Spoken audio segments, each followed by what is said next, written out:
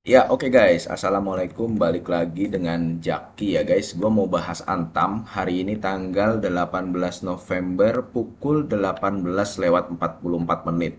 Sekarang sahamnya ada di harga 1.400 dan gua pernah membuat video Antam ini sekitar 2 bulan yang lalu kalau gua nggak salah ya. 2 bulan yang lalu. Di situ gua mengatakan sebenarnya kalau dari segi dividen ya, mana nih 2 bulan yang lalu? 3 bulan yang lalu deh. Ya, dari segi dividen nggak menarik, bukan yang istimewa gitu ya, kayak kayak PBSA, kemudian kayak MPME, kayak POWR yang beberapa video sebelumnya kita bahas ya. eh Kemudian memang dia ada sedikit izin, ada permasalahan izin waktu kuartal 1, sehingga waktu kuartal 1 itu laba bersihnya kecil, kecil banget.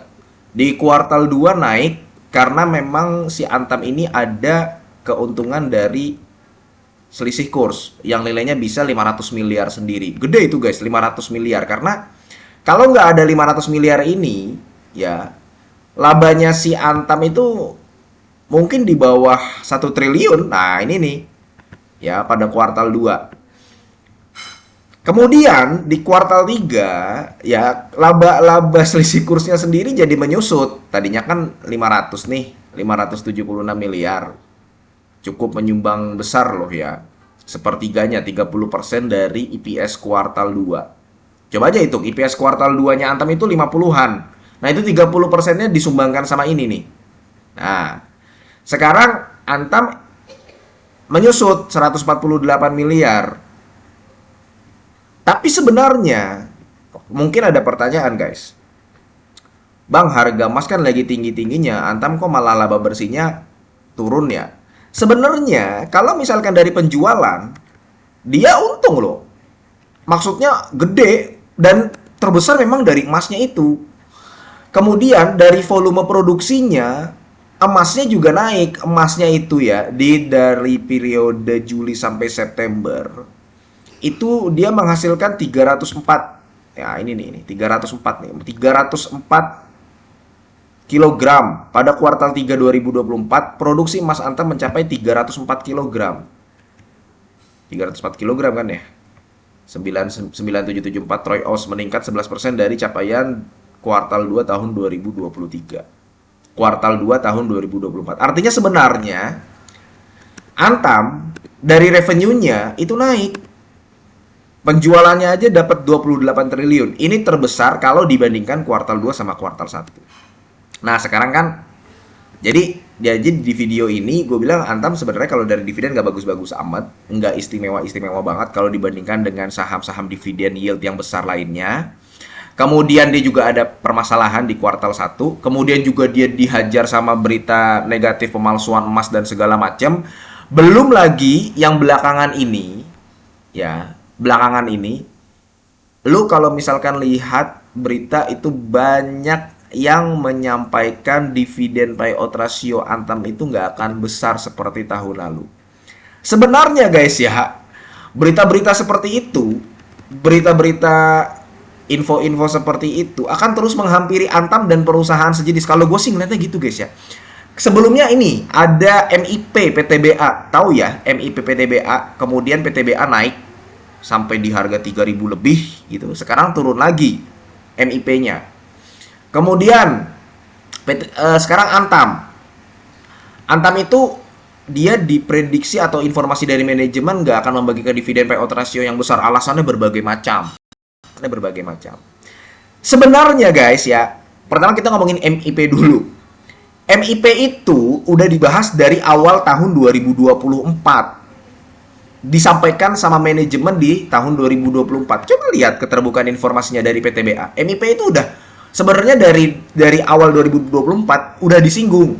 Cuman ramenya pas kuartal 3 tahun 2024. Itu PTBA. Sekarang Antam sendiri guidance dividen payout rasionya itu kalau lu lihat annual reportnya ya dari tahun 2020, 2017, 2016, coba lu lihat annual reportnya.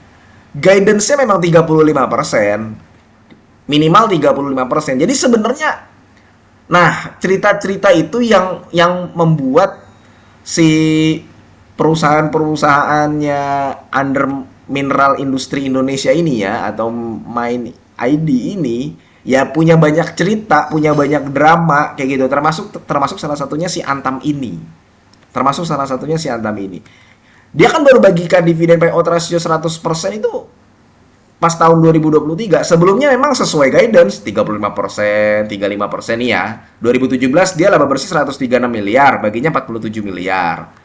Jadi ada informasi mengenai hal tersebut itu bagian dari cerita-cerita Antam aja, dan pandangan gue belum berubah. Antam ini sebenarnya kayak dia berkorela, dia apa bekerja sama dengan HKCBL, kemudian nanti dia proyek-proyek smelternya jalan di tahun 2026 rencananya.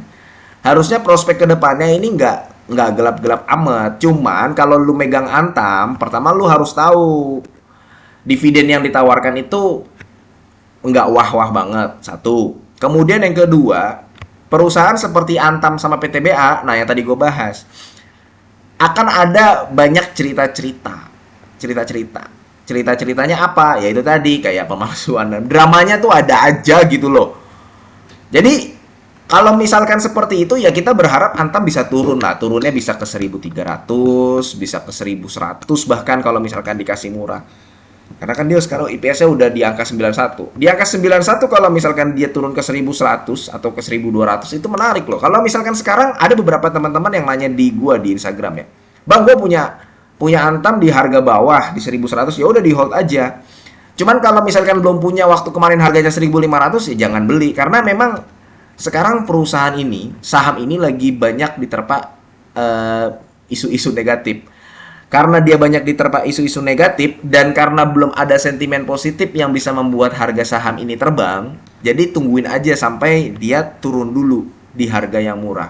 Karena dua info tadi, dua dua dua hal tadi yang gue sebutkan alasannya. Pertama, secara dividen memang Antam ini guidance-nya 35%, dan ketika ada informasi 35% dari manajemen ya harusnya market atau orang-orang ya, gue ngelihat di forum-forum gitu, di stream rame gitu ya, harusnya nggak terlalu kaget karena guidance-nya dari 8 tahun yang lalu juga begitu. Itu yang pertama, dividen yang ditawarkan nggak terlalu besar-besar amat. Kecuali 2023 ini yang lebih dari 8%. Tapi kan nggak konsisten. Yang kedua, memang kalau lu megang Antam harus sabar.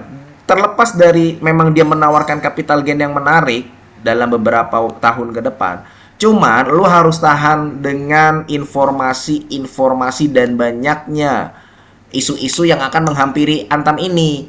Sama kayak PTBA yang MIP kemarin.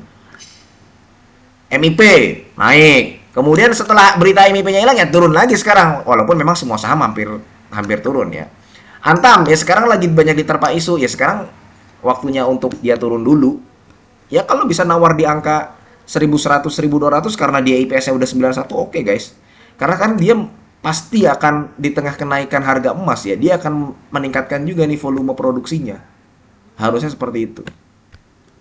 Ya, oke, mudah-mudahan video ini bermanfaat. Jadi best buy-nya Antam kesimpulannya adalah kalau gue ya ngelihat dari IPS-nya, dan gue yakin dia paling nggak membagikan dividen payout ratio tetap di angka 50% seperti tahun 2022 dan 2021. Artinya kalau misalkan dia bisa mencatatkan IPS 120 ya, 120 di kuartal sepanjang 2024 IPS nih.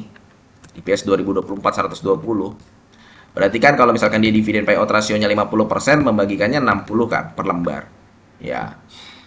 Nah, harga 1.200 itu mulai menarik. Ingat, mulai menarik itu artinya lu mulai menyicil ya guys ya.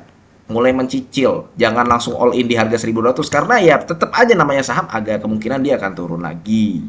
Apalagi kalau di harga 1.100 atau 1.000, mantap itu. Oke guys, mudah-mudahan video ini bermanfaat dan semoga lo sehat selalu sehingga kita bisa bertemu kembali di video-video selanjutnya. Ini bukan ajakan jual beli, ini DPS ya.